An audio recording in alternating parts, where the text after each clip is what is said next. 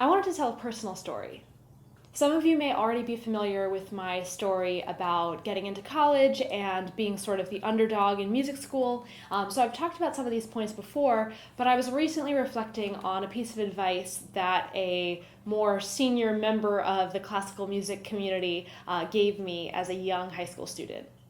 Now, I wouldn't want to reveal who this person was just to not publicly out them, but I also don't even remember who this person was. I'm pretty sure it was a guest that came to our high school to talk to the orchestra, probably a faculty member at a school, some kind of accomplished string musician would be my guess, but I actually don't even remember who this person is, but I do remember the advice that they gave, and I have a lot of thoughts on it. So I decided that I wanted to go into music as my full-time profession when I was about end of sophomore year going into my junior year of high school. So I got really serious about my orchestra. I was practicing all the time, getting ready for auditions, and thinking about being a music major. So we had this guest come to our orchestra and I guess talk to us about potentially going into a music career. And one of my issues with a lot of the music scene, especially classical music, is the general bitterness from a lot of the older generation. Now, of course, not all of them, because I've had many inspirational teachers and people who have pushed me and inspired me.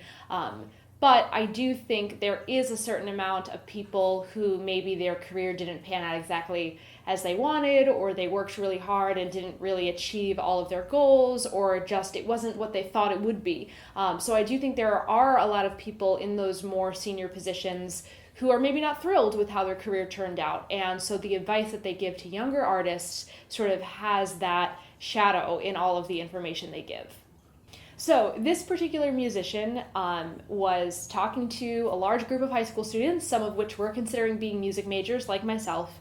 And the advice that he gave was, if you have any other interests besides music, maybe you're really good at math, maybe you're good at writing, basically, if you have any other interest or talents or skills in an area besides music, you should do the other thing. Basically, he said that music should be a last resort, or that you should only do music if it is the only thing you can imagine yourself doing.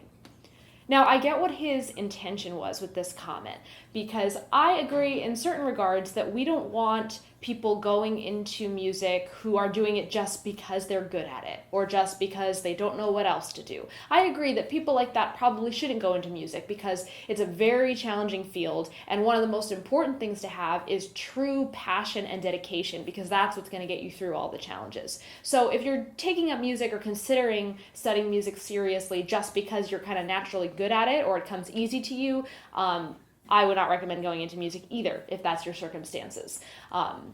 But this guy really wanted to say that music should really be your last resort. Now, for someone like me, I was really passionate about music from a young age and serious about it in all different capacities, playing different instruments.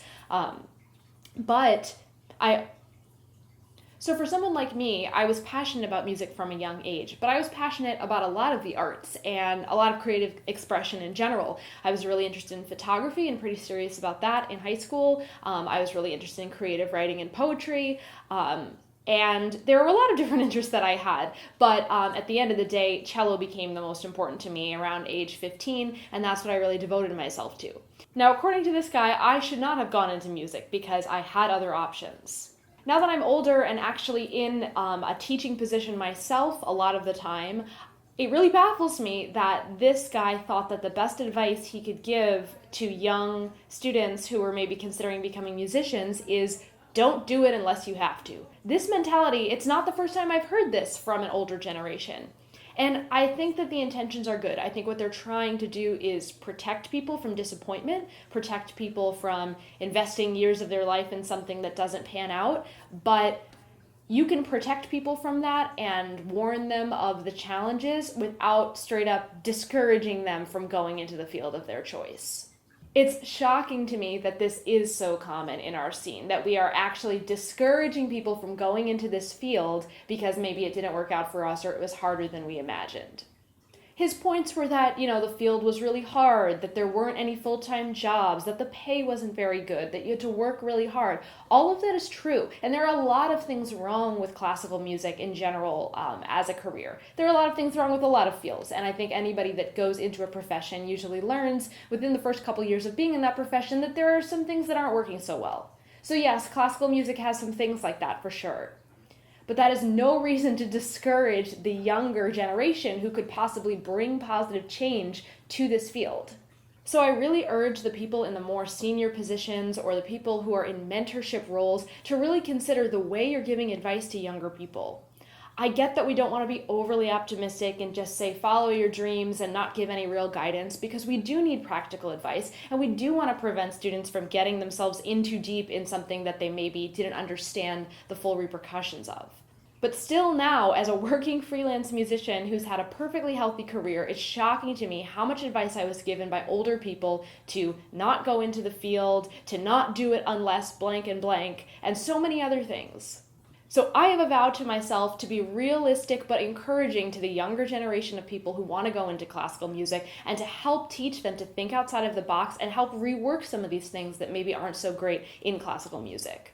Because we are in control, though there are some parts of the system that are in place. With every single action that we take as members of the classical music community, we can make it a more supportive environment. We can start honoring and valuing the things that are truly important instead of the things that are maybe more antiquated and less important in modern day.